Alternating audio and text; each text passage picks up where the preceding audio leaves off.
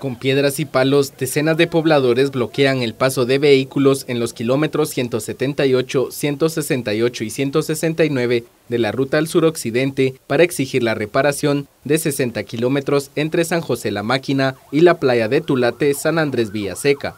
Desde temprana hora, los inconformes manifestaron en los referidos kilómetros para llamar la atención de las autoridades, ya que aseguran han manifestado en varias ocasiones, pero no han sido escuchados.